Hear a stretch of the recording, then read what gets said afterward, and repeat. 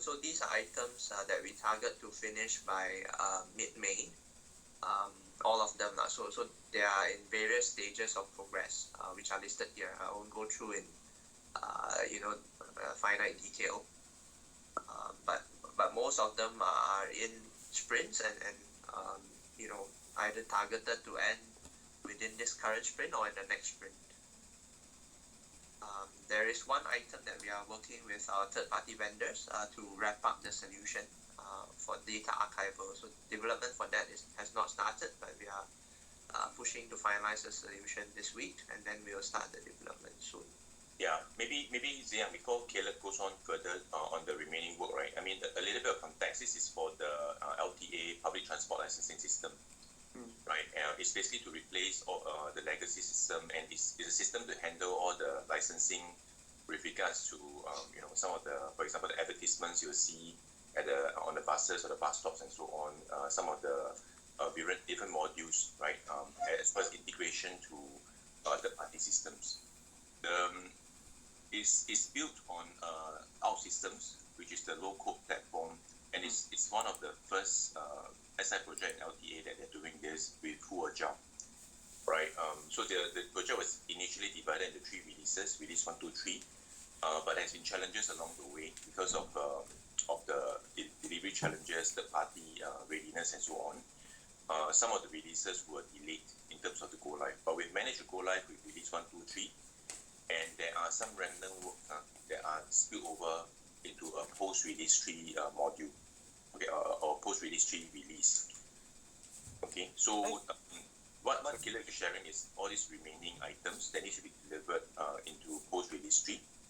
Later, we will highlight some of the challenges we've encountered along the way. I mean, the SI, the delivery is one challenge. There are some other challenges around the capital charges, right, as well as even the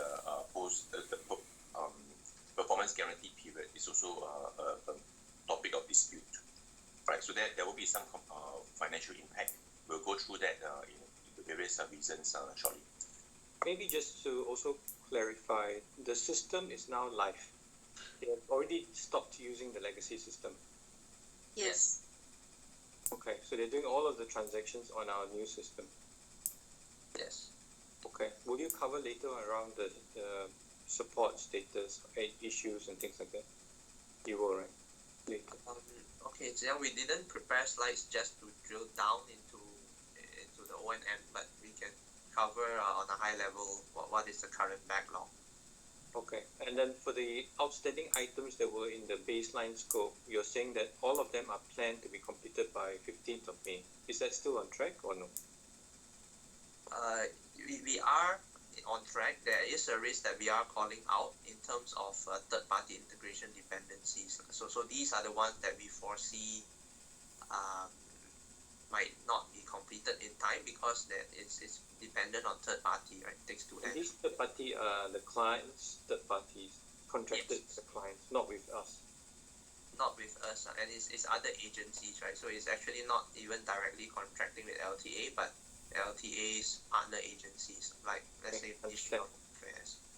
And then when we agreed to change the timelines and to have all of these small additional releases after R3, what is the agreement around billing milestones payment? Is it everything only paid when we have delivered everything, or we had some partial billing because we went live, or we have not talked about it? So for release 1 and 2, we have actually submitted and gotten the payment for the first 2 releases. For release 3, which have been subsequently split into smaller chunks, right? We had one chunk on 24th December, and then these remaining ones, which will come, which we agreed to come later, and we also went through ESC to get this formalized. Subsequently, we had actually submitted the billing payment request to them after our go live in December, but they have come back and said, the contracting team is not agreeable because as per contract, there's no separate milestones for release 3, right, into smaller chunks. So that's something that was also not called out up front. We are reviewing internally, how to this discussion back to them and see if we can get paid partially for this scope that has already went live partially. So we did not talk about it when we agreed to have these subsequent drops created. Ziyang, it was discussed as early as August last year. Back then, when R3 was about to start, there are quite a number of requirements that are not ready. And some of these, even until today, as what Caleb has highlighted, right? The third-party integrations are not even ready until today, right? So at that point in time, they were highlighting that PTLS 1.0 needs to be decommissioned. And hence, they actually need us to make sure that all the scope that are part of PTLS 1.0 has to go live because they need to decommission quickly. And in August, SteerCo, it was mentioned that for us to be able to accommodate that, then we have to agree that, we will prioritize the ones that are part of PTLS 1.0, and the remaining has to be done as part of post R3 during PGP period. So that was the first discussion. Yeah, thanks, Shirley. I don't have an issue around understanding why it was broken up. I think my question was when we decided to break it up so that we can accelerate what's critical on the 24th December, did we agree about the billing milestone, whether it will be broken up? It sounds like we did not talk about it, like it was silent. Go ahead, Ling. Yes. I've looked into the MOM for the ECM and PMC. Yes. As what Shirley mentioned, we did talk about the breakup of the work, as what Shirley has mentioned, but I don't see it anywhere in the minutes of meeting to say that we have the rights to bill as soon as we go live in December. So on hindsight, we basically didn't talk about it. We assumed we could bill, and they probably assumed that it will not be billed. Yeah. Okay, so we need to sort that out. Fine, understand. Okay, let's move on. So Can you talk to me about the go live status? If you don't have a slide on that, I just want to understand now that you've gone live with 1, 2, and 3, or the partial 3. How is production environment? Okay, so overall, I would say for release 1 and 3, we are doing fine. We don't have that high ticket volume. The major items that we are still clearing are from release 2, because that's the one that has a lot of third-party integration, has a lot of complicated logic for all the driver renewals, and we also inherited legacy data from an old system that historically they did a lot of piecemeal patches, a lot of historical data issues that was brought into our system, right? So currently in O&M, most of the tickets that we are resolving are tied to the release 2 functionality. How many tickets do you have on hand that is open? Currently we have a backlog of 110 tickets. And the bulk is for release 2? Yeah, the bulk of it is release 2. And what's the aging like? Percent. What's your aging like? Because you should have gone live in November, now we're in April. I'm just trying to understand, what's your aging like? The majority of aging, I think majority of the tickets are still within 30 days aging. So around 80%. That there are some 20% that are more than 30 days. How many? Sorry, you were saying? Around more than 30%. Oh, that's around 30% are aging more than 30 days. okay. And do we have an SLA on this? When we're in what phase now as they go live? They're called PGP or it's called warranty now? I think that's one of the items that we have to talk about here. So from a system commissioning perspective,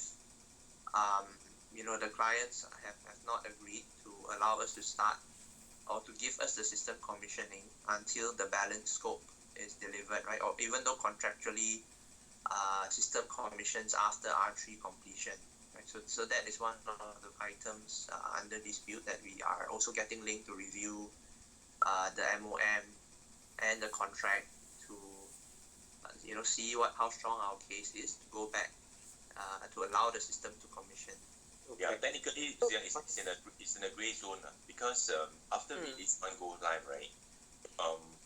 To the client, the support started already, right? But from our perspective, we will start the performance guarantee period only after the R3 go live, which is also when the system commission. So when the The PGP starts, is- that's when the SLA starts. Yeah. Sorry, just sorry to interrupt, but just to clarify, from 8 August until release 3, in the contract it's silent as to what it is or what support we're supposed to give. Is that right? No, Ziyang, by right, in the contract it means it says that once we complete the R3, the PGP will start. I But understand that. until today we have not received the certification of completion, like what we have received for R1. There So are two questions, sorry, maybe Ling, just to clarify. There's each release has a different go live date. So between Yes. release 1 until release 3 go live, what does our contract say we're supposed to do? There is a milestone for O&M support between release 1 and release 3. O&M support, but no PGP. They call it operations and maintenance. So there is, it is called out that there is, it's sort of like an interim support phase between release 1 to release 3. So there is something called out in the contract that says from 8 August or from between release 1 to release 3 or between release 2 to release 3, there is some OMS support we need to give Yes. them. And during that period, is there penalty and is there SLAs? No, there is no penalties relating to resolving the tickets. The only penalty that we have is to make sure that our system availability is always meeting the target. Oh, that is during OMS or during PGP? During O&M. O&M, okay. And then O&M ends when PGP starts. No, we have so PGP will start after the commissioning of the R3. Yes. Sorry, my question is before commissioning. Okay, there's support you guys are doing, right? That means now, right? Now there's a dispute. The client says it's not commissioned yet, right? So my question is, if let's say it's not commissioned, and the support we have to give from now till when it's commissioned is called OMS. That's what I understand. OMS has no penalty for missing SLAs. It has a penalty for missing availability, correct? Yep. And then when PGP starts, OMS ends or OMS continues. This part. Let me clarify. Caleb, there's no OMS. It's O&M, operations and maintenance.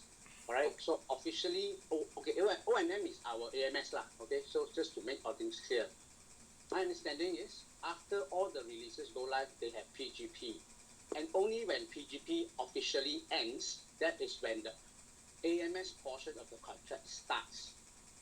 All right.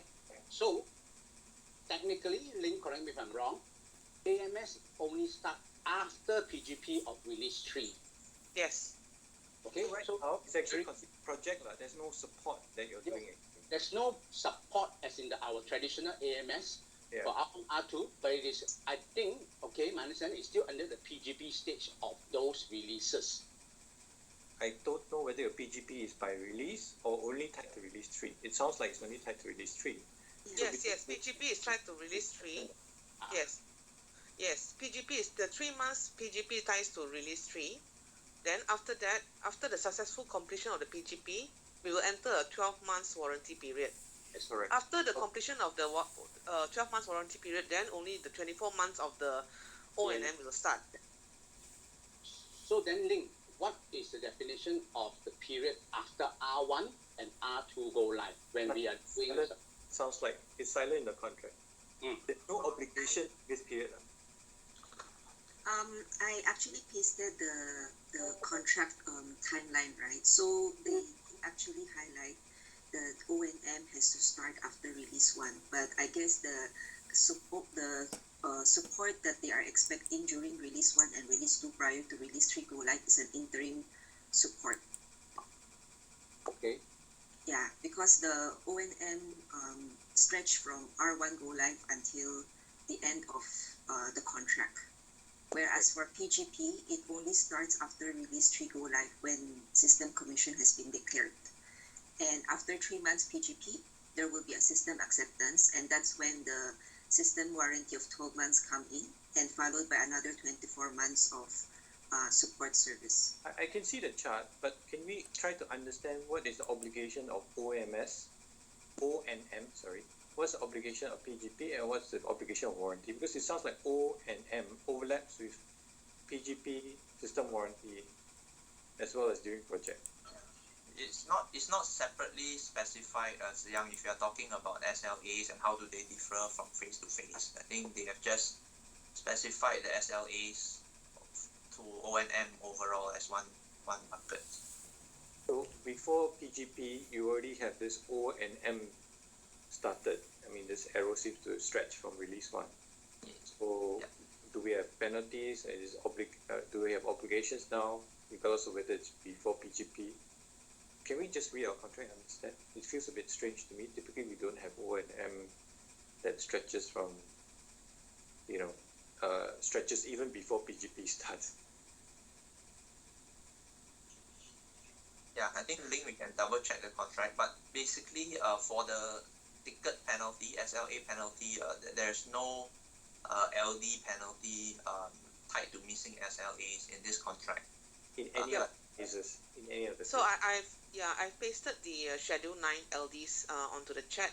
So we only have penalties for failing to complete R1, R3, and failing to meet the system availability. All right. So yeah, that's part of the O&M So this phase. And subsequent to that, which is AMS, there's no penalty for missing SLAs. Is there any exit criteria for PGP going into warranty or warranty going to AMS? Is there any exit criteria? So they have to make sure that we don't have any outstanding issues. And I understand from Caleb that client is looking at SEF 1, SEF 2. That means we don't have SEF 1, SEF 2 during PGP in order for us to exit and for client to accept the system. Okay. If it's not in the contract, it's about time we clarify what's the exit criteria. Mutually agree. It's a bit vague. It just says closure of known issues. Yes, Yeah. it's very high level. Yeah. And client has spent. That could be everything, and it could be things that they come subsequently later on and come and tell you that this needs to be addressed also, right? So But I this, think we need some clarity around that. You need an exit criteria for PGP warranty, right? yep. And what happens if you don't exit? It just keeps going forever. It's not time bound. It looks like as long as we still have issues, it will continue. So we need to have very good clarity around what's PGP warranty. If it's tied to SEF 1, SEF 2, then let's agree mutually upfront, and then they cannot raise a ticket beyond that period of time for it to be known, right? So only known between that period of time. Okay. Yeah. The other thing I like to check, since this says we have LD for failure to meet stipulated commissioning date, now that they've not accepted that the project is commissioned, wouldn't this then trigger LD? So Ziyang, the process of avoiding the LD is to raise a extension of timeline request and justify what contributed to some of these delays, which were also contributed by LTA's third-party vendors or the infrastructure availability, right? Yeah, I understand that. But did we sort it out when we already agreed on the date? We did not. My thinking was that when we agreed on the new R3 breaking up into 2 or 3 different waves or releases, whatever you call it, we have got executed a CR, and the CR should say this is to be mutually agreed, and therefore LDs are not applicable. So what the team has done is similar to release 1, they have raised the extension of timeline called EOT. So for release 3, they have raised it, but I think I've also advised Caleb that we have to go back with the follow-up EOT to make sure that we nail down the timeline, provided that we are confident to do so. Because the initial EOT that they have raised, we did not have a definite date. Oh. But we did call out that we should be released from any penalties for not meeting the R3 go live. So there was a EOD you said that we EOT, extension of timeline. Yes. okay, so we executed EOT, but there's no date in the EOT. There's Yes. just that R3 is broken up into 4 drops or 3 drops. We didn't mention about breaking those into few mini release. We just say that we will not be able to meet the contracted timeline, and both parties agree that it will be until further notice. So I asked Caleb that we need to have a follow up EOT. Okay. So it sounds like The reason clarification. Yeah. Right? Sorry, go ahead, Caleb. I just want to clarify. So the reason for that is because that was when we were coming up to the release 3 contractual milestone, right? As per the original contract date, and at that time there was still a lot of third-party integration, a lot of requirements to be sorted out. So we didn't want to commit ourselves to a date when there was third-party dependencies on the clients and other agencies. So we had basically said that we cannot meet, but we need to work with you to nail down this. But Caleb, what I'm hearing is that even the 24th December date was not in the EOT. It just said we cannot meet release 3 anymore until further notice. Yeah. We will not be blamed. It sounds like we will not be blamed, or there's no LDs tied to that. So now we have to kind of clarify that this is the new release schedule. R3, which was in the past, drop 1 was 24th December, drop 2 will be when, drop 3 will be when, which are the items. And drop 3, you should call out, especially the third party, you should call out dependencies. You can say a date pending these dependencies or subject to these dependencies. So if those dependencies shift, you got right to come back again and say, okay, we need another EOT. Yeah. That would be the cleaner way. If not, now we have a situation where client says it's not commissioned. We also have no dates officially accepted by the client. And we don't know whether LD is clean, right? So I would suggest that we probably need to have a conversation. Sounds like we will have to, because they are disputing that it has commissioned. Ideally what we can discuss is to say, okay, December 4th is already in the past, so at least execute an EOT to clarify that. Then for the subsequent releases, how many drops, let's say 2 or 3 drops, what are the dates? Call out the dependencies, external dependencies, right, clearly, because that would be our right to come back and say, okay, we missed this because of this, not because of our fault. And then you probably also need to agree with the client how to split the billing milestones. They will say, I cannot pay you anything until everything's gone live. That will be their easier position. But we probably need to have a conversation to say whether we can have some of this paid. Because none of this was ever discussed. We didn't even expect this not to be paid, right? Or we knew we were not going to be paid until everything's done. No, we didn't expect, right? In fact, we raised a payment request.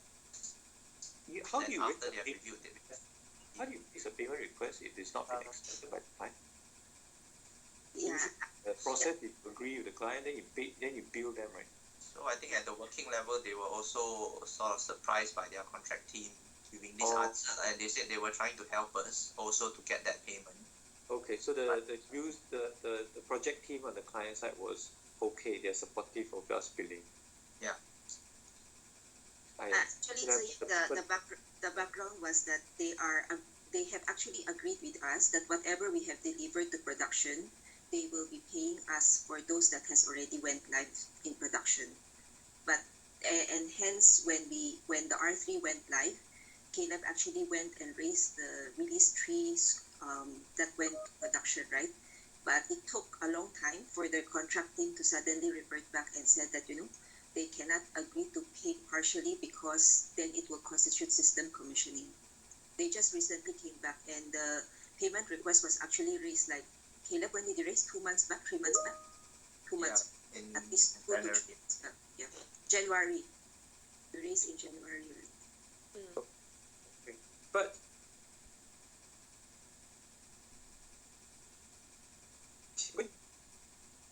So from the balance scope delivery, yes, we are targeting to close everything by 15 May. But I mean the reviews of the documentation and closing the milestone will likely be spilling over into June. and the But I reason think for 15th of May, the remaining risk is still on the first one, which is the third party readiness, the external agency readiness. So I think we need to take the lesson learned and really draft it such that, like you say, call out the dependencies very clearly, so that this shift is not due to us. You guys need to execute another EOT for sure, because there Yep. was no date for R3. Even the 24th December was never documented anywhere, right? Officially. So you probably need to execute EOT and then break up the 3A, 3B, 3C, whatever, right? And then call out, as Stanley said, all the external dependencies on these dates. So this is the date we're shooting for, right? Barring all of these third-party dependencies, we should be able to make it, right? Then get it signed off. Then if the third-party dependencies are not met, then we have to do another EOT at that point. But at least you got one that covers for your latest plan, calling out the dependencies that you got. And I think you now need to sort out how to get paid. Because if this is delayed one more time, let's say we plan for the 15th May and the third-party dependencies are not met, we cannot also accept not to be paid, right, at that point. So we need to mutually agree. I mean, if we didn't talk about it in the past, shame on us. But now, going forward, we should talk about it and say, okay, now given this EOT, how does the billing milestone look like? If they say everything tied to commissioning, let's say you cannot win the fight, then at least we have to say, if it's third-party dependency not met, and we have to delay another month, sorry, we have to be billed, or we have to pay, or we have to bill you, right? I think that's a reasonable discussion to have. If let's say on our side there's no more showstoppers, and just because the third-party integrations are not ready, and we have to shift 2 months to accommodate their timeline, for example, they cannot then tell us it's not commissioned, right? You cannot get paid just because of this. Okay? I think that's a conversation to have, so that at least we can say past 15th May, if we don't hit that date purely because of third-party dependencies, you still allow us to bill. Or you want to hold back something 10%, 5%, I think you guys can negotiate, but it cannot be, it's not commissioned, because you never start PGP, that's the problem. You should start commissioning, unless the other way I would like to argue is PGP, if the support is higher than before PGP. That's why I wanted to know what is our obligation before PGP. If there's no difference in our support, no difference in our penalty, or difference in our expectation or requirements, then they have no reason, right, to ever commission. They can do commissioning 10 years down the road. You know what I mean? Because you're continuing to support forever and ever and ever, the same way, the same penalties, the same obligations, the same service levels. If it's silent, then you maybe can argue and say, hey, before PGP, I won't do this. Okay? I think you guys need to be smart about how to make some discussion around this, because first of all, I think we don't like that there's no clarity, because then we don't really know what is needed, right, to exit. Then the second point is we also need to negotiate, right, because I think we are not 100% clean, neither is the client 100% clean. Can I ask, the release 1, 2, 3 timeline shifted also because of us, right? Quality issues, I suspect. Delivery issues? Or no? Only client? It's a factor of both. Yeah, okay. So prior to that, very dirty, so I think it's very hard to go and be very clean about it. But now you have to be setting the line and say, okay, we will close out all these items. These are the third-party dependencies. I want to call out very specifically by when these third-party dependencies must be met. If they can't be met, then if the timeline is shifted up, please, you cannot then say commissioning is not done. Right? I think that's the negotiation we need to have. Right? If not, you can forever be in this limbo stage. Because as a customer, I don't have anything lost, right? You support as per normal, you solve issues as per normal, you have a team there still as per normal. What is my pain, right? I have no pain. So Siang, we are working with Ling to review contractually and review the past minutes. Then in next week, Ramana will also be back, so we'll also get the CG view on this. Then we want to go back to the clients to negotiate on all these things. One is the system commissioning. The other one is clarity on the O&M backlog to be cleared, right? And they have come back and said SEF 1 and SEF 2, which amounts to 77 tickets. And then the third one is the partial billing for release 3 that we had already completed. Can I suggest I would recommend you have very clear exit criteria tied to only tickets that are raised prior to the date. That's point number 1. Point number 2 is that it should also resolution also includes a workaround. Okay. As of your closure and resolution process, you should include the acceptance or workaround as possible resolutions, because you don't want to be stuck in a situation where it's a product issue or technology issue, and then they want you to do only one way, and then you're screwed, right? You must allow workarounds. That would be my suggestion. Yeah. I am just conscious of time, Ziyang. Should we move to the financials? Yeah, but before we go my financial, I just want to know, what do you need to close off your outstanding releases? Anything else besides third-party integration that you are, I mean, on our side within Accenture, anything that you are not getting to close this out? I think, Young, we have onboarded additional resources, because previously we were fully dependent on only one OutSystems vendor, and then we were also having challenges with them. So that has already been activated. Okay. So on the people Additional side, resources. what you need, right? That's what I'm hearing. Yeah. On our system, can I just clarify one thing? How are we paying that? T&M or fixed fee, fixed scope? For project implementation, it's fixed fee, fixed scope. Okay. But they were also contracted for O&M subsequently, and it's more of a T&M. Oh, how do we manage that? If they say they want 20 people to come in, then what is our ability to manage? It's agreed on the number of resources to be onboarded. And then on the fixed fee, fixed scope, can I just make sure that we don't pay them until we get paid? Right? It's always back to Yeah, them. we have held them on the last payment milestone. Okay. All right, let's move on then. Let's talk about the financial.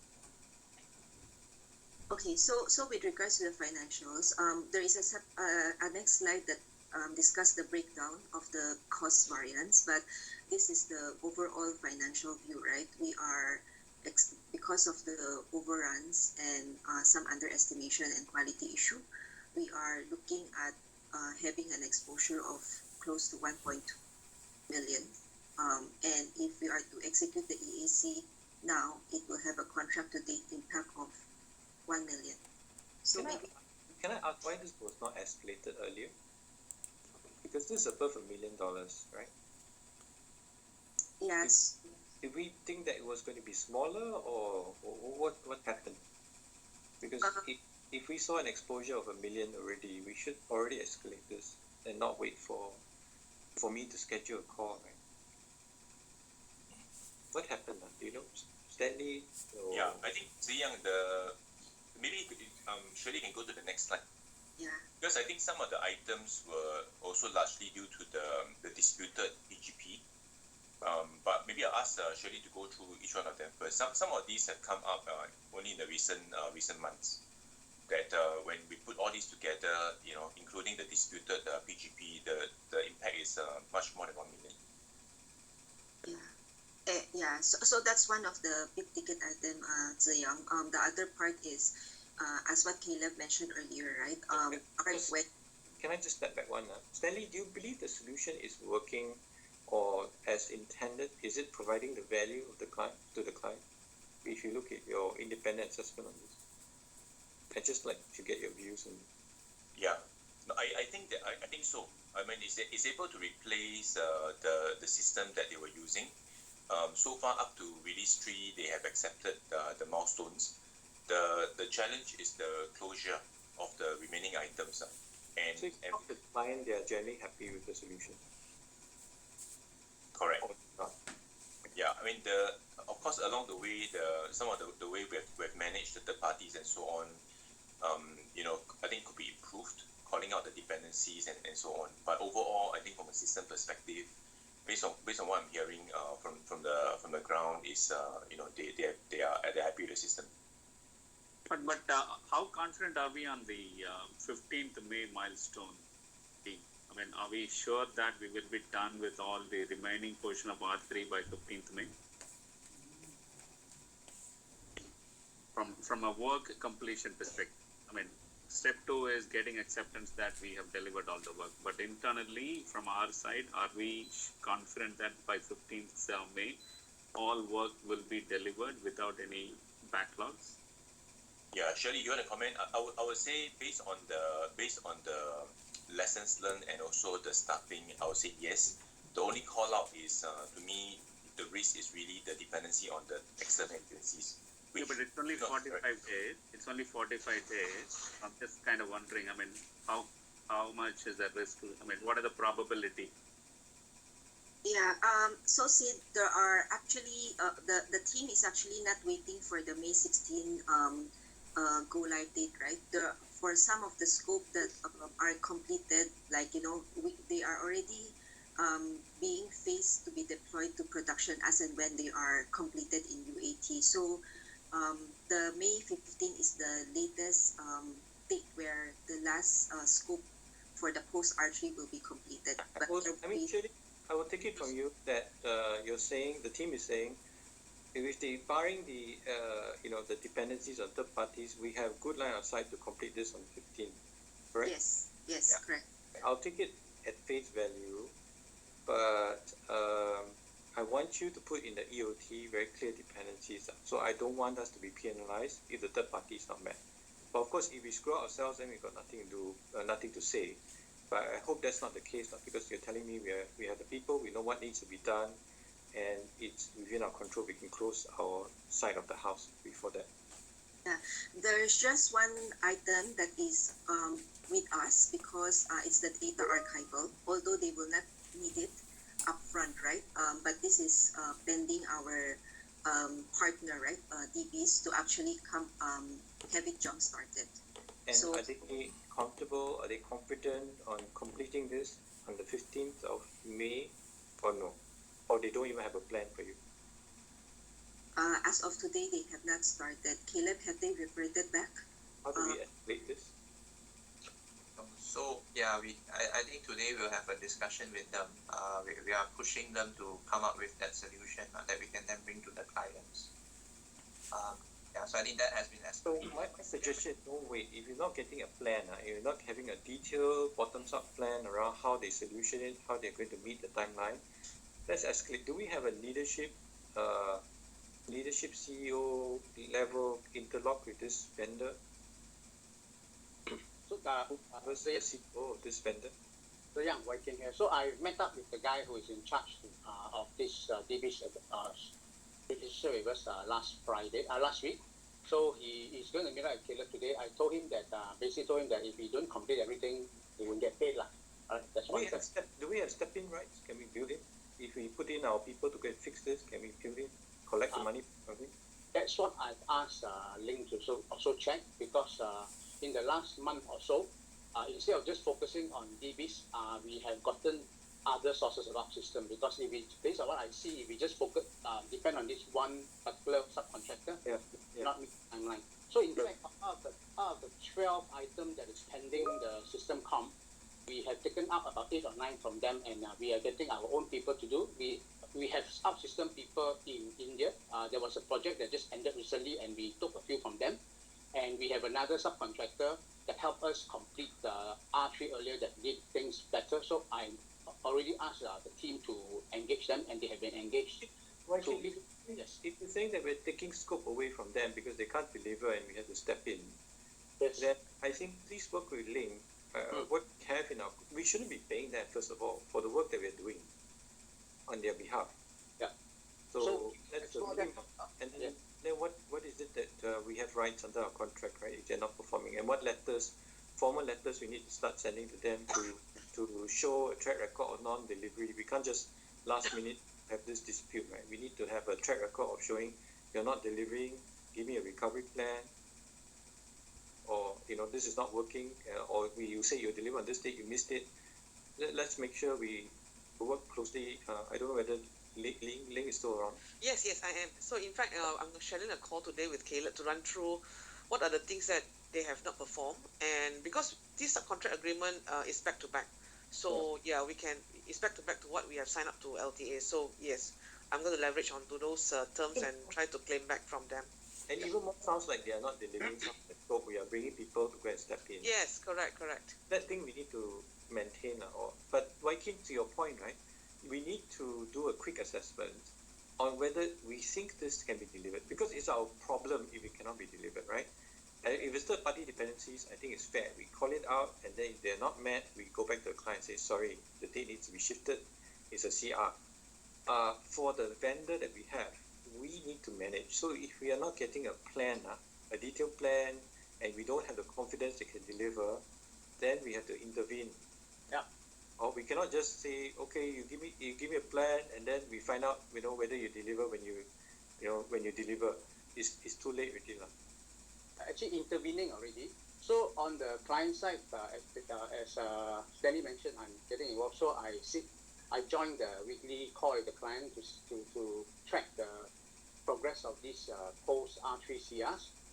So with 2 of it have gone live, like as Caleb had mentioned, and the rest will be coming in the next 45 days. So Could you come back maybe in 1-2 days time or 1 day time when you have do some double clicking on the plan or the detailed plan, resource plan that they have, solution, just to make sure that yes, we think they can deliver on the 15th, and what is it that we're going to do to track their progress. If you don't have any confidence, please escalate tomorrow. Right, we need to have we need to send some formal letter. We need to go and intervene. We have to do whatever is needed. I want to kick up big fuss with him or her. Right. So that's one thing. Okay, let's move on. And Sid, since you're on the call, it's disappointed that this is fairly large overrun.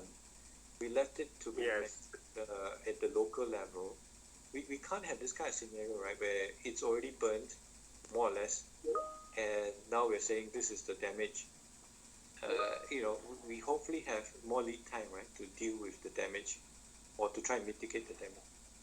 So I think, can you have a look at the process together with Stanley? What transpired? What can we do? And maybe if we can't smell 1 million yet, at least we be proactive, right, and start calling it out. Sure, Dan. Yeah. It's a bit late, right? I mean, this stage, I don't know what we can do to minimize this more. One line I would add on cost recovery is your vendor. So please add that line in, and maybe you don't have the number yet, but it doesn't sound like they should have a free pass. Yeah, I think we should genuinely try to get something, because I don't know how big the vendor is and what is their ability to get penalized. But I think we should sincerely try and then negotiate something out from them. I mean, if we are paying 1.2 million out of our own pockets, how can our subcon get fully paid for everything that they didn't do? I don't think it's fair, right? That's what I'm saying. So maybe some penalty needs to be imposed on them. Exactly. So can you look to, you're saying cap charge is 300K, SI project overrun, what's that? We don't have people, is it? Yeah, Ziyang, the complexity of having our system as new technology, we are also limited in terms of having people that knows this technology. So when we face some challenges with our partner, it was also quite difficult for us to have people that can sit in, right? Okay, so this is the cost surely that we should recover partially from the vendor. Fair? I mean, if it's about out systems, no skills, no people, got problem, we need to bring more people to help them. This should be the part of the recovery. Fair? Yep. Okay. These some we absorb, but some we have to pass through to the client, to vendors, right? Surely, go ahead. Yep. Okay. And Party Ziyang, this is the very first SI project that we have done for LTA. So the ways of working with them pose challenges. Subsequently, we have also tried to apply all the lessons learned, right, to the other subsequent LTA project, and we are implementing this in a full agile approach. I guess one of the main key thing is that when we started this project back in April 2020, that was when the circuit breaker was imposed on the same month, right? And at the start, there has been so many challenges because LTA never worked remotely before, right? It was used to be a face-to-face. So at that point in time, they don't even have a means to actually get into a conference call with us, right? To do the blueprint for the detailed design with us. Why did we not take an ESC at that point already, that we knew, okay, we're going to spend more effort to deliver this because of, ways of working, we don't know how LTA work.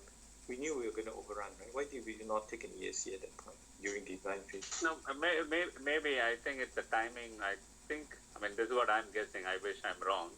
I think it's probably the time where we were discussing all the other new larger deals, and we didn't want it, this also to get clouded with the customer. It could be because of that. I don't know. I think we try to reduce the noise level by getting part of the release 3 go live, so that the system kind of looks at it, and then the peripherals is what I think the team has left it out. I think that's probably would have been the main reason behind it. But even if we talk to the customer, it's our own cost. We know we're going to incur more costs to deal with this.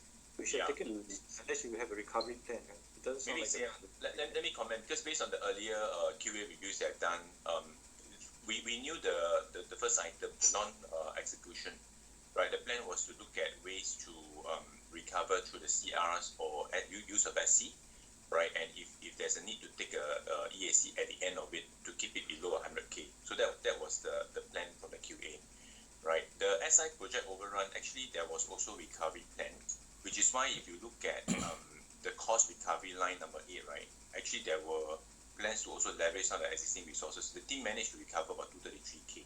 Not exactly the 386, but there was some recovery. The one that I think came really fast and furious was the disputed PGP, because that basically adds another 5 more months of support. And this only happened after the R3, and there were discussions about initially the client agreeing that, okay, we can basically go live with R3, have the remnant items delivered as part of PGP. Right, we can go to that point later, but right now the client is disputing that, which means if the PGP now only officially starts in June, it would actually basically mean that we're absorbing 5 months of support costs, right? So that item is quite current. Right. I think the capital charges as well with the R3 delay and the prolonged process of the client acceptance process. This also added to the overall cost. So I think these are the 2 big buckets that kind of surface. Okay, I would suggest that we try to be a bit more skewed on the conservative side going forward, right? Because we assume very positive things, and then most of the times they're not so easily done. The other thing I'd like to ask, I remember there's also another project, I don't know whether it's PTLS or another LTA project, where we're changing the go live date, and then we expect the client to pay everything also, even though we have changed the go live date or we have delayed certain items. Ling, can you remind me, is there another It's BIM. Can you make sure that we don't make the same mistake? Let's have clarity, because I remember in the conversation they say the client will pay as per the original date. Still, I was very skeptical, and it seems like when I read this situation, it's fair that this client will not pay if the procurement works the way that they work here. So did we sort that out in BIM? In fact I call out the same concern like as you, Ziyang, and I plan to have there's a meeting tomorrow together with Irene Ramana to make sure that we are aligned and try to. Can we get the paperwork done cleanly? At least we know that have to assume. Then 6 months down the road or 4 months down the road, realize that the client actually don't want to pay us. Then we assume everything can be paid nicely. Ziyang, this is Irene. I think this is actually a very key lesson learned for us in the account team, that documentation and proper documentation of an agreement from the client needs to be obtained. I think in the past that's something that we actually managed on a more informal basis with the client, but clearly when push comes to shove right now, it's been proven that we do need the documentation. Yeah, but it feels like the different client parts, right? So the business side may say, okay, but then get stuck in contracting or legal or something like that. Correct. Yeah. So there's a separate organization for contracting, which clearly then makes their own objective decision about what they will or will not pay for and how closely tied and called out it is in the contracts. Okay, so we need to be smart about this, because I don't want BIM to be another accident waiting to happen. Correct. We have assumed in our financials that the client will pay us as per the original commissioning date, despite the fact that we've moved out some time, and we believe the client is positive or agreeable, let's close it with the paperwork before it becomes too late for us to sort this out, right? So at least we got some leverage to say, okay, since you can't agree, then we revert to something else that they don't really like so much, Yep. right? Because we can't just extend it as long as they want. Correct. I mean, Ling has flagged the risk, and we are addressing the The risk. same right issue Yeah. also that was similar. So this cost us cap charge 300K, and then 405,000 is what? I don't understand. If this is disputed, it should be cap charge only. Right? So Ziyang, the item number 6, which is disputed PGP, this is actually the cost to support the O&M from January to May 2022.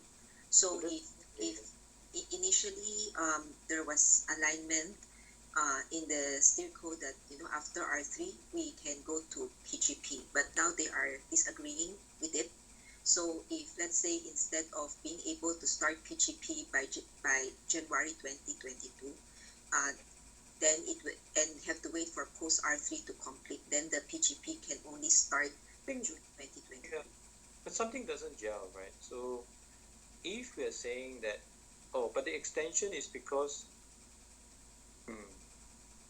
I don't think it's just purely the extension of disputed of the PGP. It's probably your extra effort to close off R3. Because you see, if you're saying that we are ready, we've done all our work, and it's just a delay that the client disputes, then you should have very little cost. But it sounds like this is the cost to keep a team working on the outstanding items for R3. That one is on item number 4. Then what is this item? Because if I dispute, let's say PGP not start this day, start another day. Okay, because in our original solution, the solution, if you look at item number 5, the solution was actually underestimated, right? And assumed that the project team, while during implementation of R2 and R3, will still be able to actually support the tickets that are arising from the release that went live, which means if R1 went live, during the implementation of R2, we will be supporting R1 tickets. And when R3 went live, we will support R1 and R2 tickets. But that is not the case, right? That's item 5 already, right? That's item 5 already. Yeah, but the item 5 covers only from August, when release 1 go live, until December. Then item number 6 is the one that covers from January to this year, May 2020. So you're saying 6 is an extension of 5. Yes. So essentially, 5 and 6 are due to us assuming before that project team can do support during the interim phases before PGP.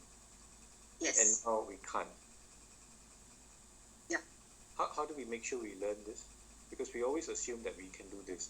I see many project solution plans always say, the project's release, one release will be supported by the project team in the next release until PGP starts. I mean, this is not unusual, right? The solution assumption. And you're saying now we can't do it. Yeah, Ziyang, I guess it's due to the very high volume of tickets. And And the reason I asked, because it's not cheap, it's about 600K, Your whole project was sold at 2 million. Your cost was 1 point something million. You're saying that there's a 600K of cost due to us assuming that the project team can do support. That's a lot of money. Are you sure? Your whole project is, can you go back to previous slide? The whole ODE cost was 1 point something, right? 1.2. Now, the total cost was 2.1, right?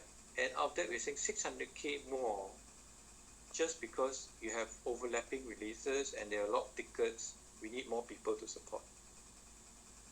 Sorry, Ziyang, you are talking about the original deal economics for the SI that we have booked, is it? Yeah, 2.1 million is the total cost we have set aside to deliver this project, correct? Yep. Now we're saying we need 3.5 million, right? Of which 600K, which is the next slide, 600K, 200 plus 400, is because we have overlapping releases and those overlapping releases require additional support effort to support the releases that gone live. And now that we've moved the PGP even later, this excavates the problem. But to me, it's a huge amount. I'm not sure. I can understand you're saying, okay, the project team is quite busy. We can't support the tickets. We need to add 1 or 2 people. Now you're adding 600K for how many months? This whole thing, 5 and 6 is for how many months? So yeah, item number 5 is from August until December. Then Which item number up by your solution plan, but then you're saying you're under solution, correct? And then item 6 is from the original release 3 to the new release 3. Yep, from January to May this year. But it's the same burn rate, is it? So Shirley, out of the set 8 items what you're showing here, okay, leave the last 2. Out of the 6 items what you're showing here, how many of them are already spent? Oh, yeah. How much of this have you spent? Or are partly spent? Item 5 is completely spent. Item 6 is spent until March, right? Because now we are in Item 6 is April. spent until March, so maybe just on the looking at it, you have probably about another 100K to be spent between now. Okay, so 300 out of 400 is probably spent. 5 is spent. How about 1 and 3? 3 we will incur anyway because until May 15th we will not be able to go live. So 3 is definitely a possibility. Is there anything you could recover from the subcon on item number 4? See, this is something that we will have to work with Ling and see our contract with them, right? But as I mentioned, think we need to recover from the client, but then everything else sounds like spent except for 100K in 6. Right? Yes. Yeah. Yeah. But that goes to my frustration. Why do we surface it now when all this added together was already going to be a large amount? I'm still very frustrated about that. But Stanley, I presume you looked at 5 and 6, right? Because my question was, if we assume that the project team can do support of the previous releases as well, and that cost us now 600K delta, something must be learned. Either we cannot assume this going forward because this can't work, Correct. or we are spending more people than we should have because maybe they were not as productive, or what. I can't put my finger on it because it's not a very large project, right? So, To be honest, I think Zian is an underestimation on both fronts. On the front of the SI, as well as on the front of the support. I mean, I think lesson learned is do not assume that the SI team will be able to handle the tickets. This is a production system, is operational. We must expect that the ticket volume will be high, right? and who was the solution architect we used? Offshore or what? Ziyang, back then we actually have Avanade because OutSystem is actually more under Microsoft umbrella, right? We have Avanade and who is the leading solution architect on this. Right. Can we also take an action going forward for any of your opportunities? Avanade should not be the lead solution architect unless they are the responsible entity to deliver this. We should always have a central architect, and hopefully someone who has worked with the LTA before, right, for LTA opportunity, so they can say can work or cannot work. Like maybe Shirley yourself or Stanley or someone have to look at it, say this works or doesn't work for LTA. Maybe in a larger thing, Zian, we should look at any subcon relationship. We probably need a third eye to have a review on the solutions. Yeah. I mean, we can't have Avanade solution this if they're not responsible for the delivery. Unless originally it was, maybe if I remember correctly, this was supposed to be delivered by Avanade, right? Was it? Yes, it was originally planned to be delivered by Avanade, but they actually are not able to hire fast enough when the project went at the timeline, right? And the cost is actually much higher. So then when did we start sold this deal? We started the project on April 2020. April 2020. Oh, okay. Okay. I think, Sid, maybe there's some lessons learned. Let's do an RC on this, because I think first the speed of this to come up, everyone will say we are not in control of our business when something just pops up and it's 1.2 million EAC. So we need to figure out what happened there, what can we do different. And then the other one is around the solution assumptions, because it sounds like we have assumed some things, we have missed out some things. And then the third item that we should learn from is that we need to have clarity when we shift dates with this client. What does it mean? And if we need to negotiate, we should negotiate earlier, not later. Sure, Zian. What I'll do is I won't touch the team right now until they go live on May 15th. Right after that, we will do a proper RCA because And given this it is exposure, a tedious process. I think Adeline's dropped off, but who do you have for finance representing him? I think Zian, maybe Yep, very yeah. quickly, shall we go to the recovery plan, because there are two recovery It's a actions. full rows here only, right? The recovery plan. Or there's addition. Okay, additional. Yeah, so Tze Yang, we have actually discussed with Dennis is actually in the call, right? From CFM, and yeah, so the advice was there are two scenarios from a financial impact. If we are to take the EAC after SI completion in May, without the PGP alignment, right? Which means PGP can only start in June. From a contract to date POC revenue adjustment, there's no impact, but the full life impact will be the same, which is 1.2 million. Versus the scenario 2, where we will be able to get LTA to align with us to start the PGP on January 2022, then the contract full life impact will be around 823K.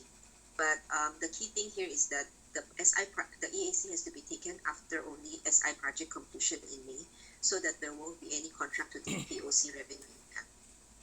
Well, I'm sorry, you have to take the EAC when it's probable and we can quantify it. It's a different policy. It's accounting policy. It's not something we can decide when to take. So I would suggest take through with NG to get Adeline's point of view when we need to process this. It's a finance decision. But between scenario 1 and 2, I don't think you can get scenario 2 at the moment, right? It's a wish only. Unless you're telling me that the client is saying, yes, it will happen and I will make it happen. I will talk to procurement for you and we will sort it out. I'm not hearing that. Yes, it's still disputed at this point, and it will take some time. So yeah. So like in scenario 2, let's not assume one and then you have to take another EAC, right? So Shirley, since we are disputing item A in this slide is still only a probability. Okay, so I wouldn't take that one. Item B, that's definitely a possibility. Again, depends on how well we could negotiate it. So from a EAC situation, I know it's a financial decision, but Ziang, I think we should move forward. Should there be a recovery possible from item A and item B here? I mean, my view here is that Kind of a positive. Sorry to interrupt. My view is you're finishing the job in May. You only have 1 month runway. I don't think you can recover. We went through all those items of overrun. You already spent all of them. The recovery lever, the CRs that the client has agreed and will contract, I'm fine to assume that, right? And you just need to have evidence to say that this has been mutually agreed and you're just contracting. But then for PGP, I don't think the way I'm reading and the way that you're describing it does not sound like it's a high probability fight. We should have started it out earlier, but unfortunately we did not. Now we are surprised by it. But I don't think you will win this fight, because all your contracts in LTA, when legal or procurement steps in, nobody can ever say no.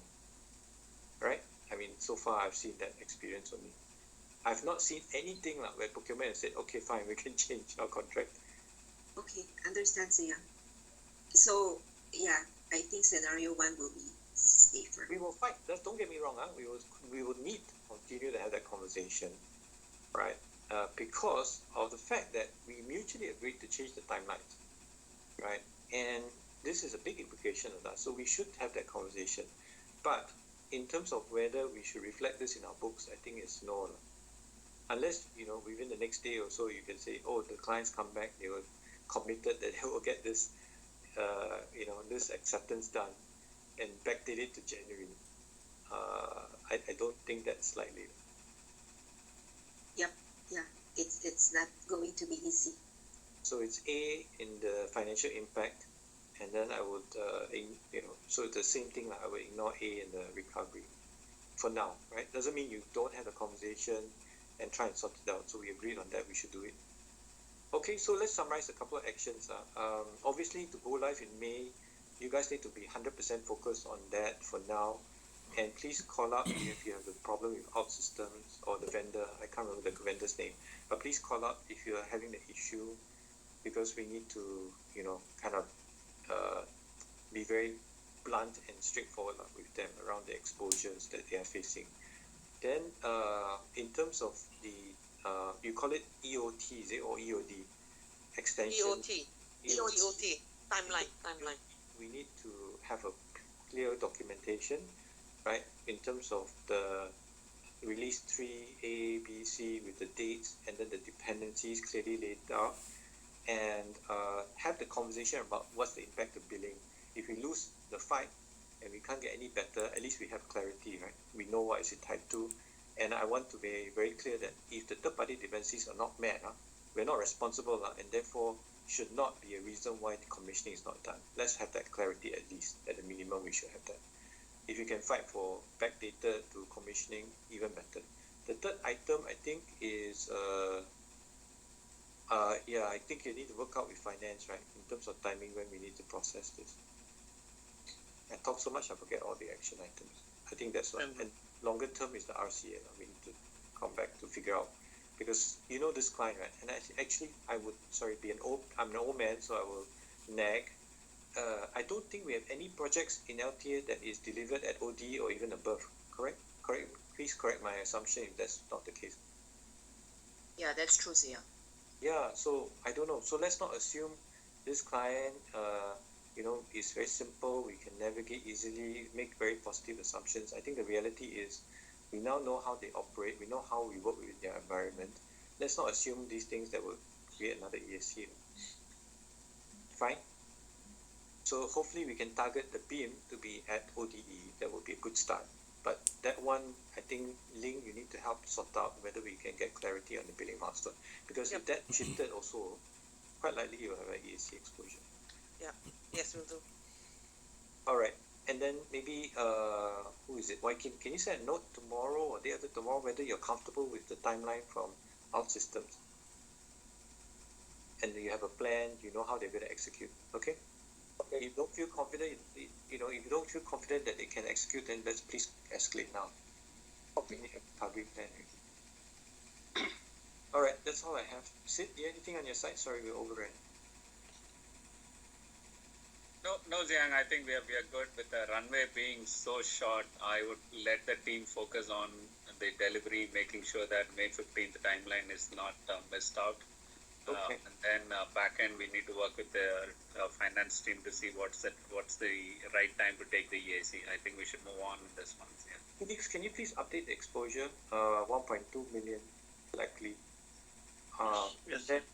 And then I think let's schedule another checkpoint in the week of 25th. 2 weeks from now, let's do a checkpoint. Yeah. I just Before the EAC call in April. Yeah. I mean, this is more status check on our May go live. Maybe we can do it with a smaller group, Felix.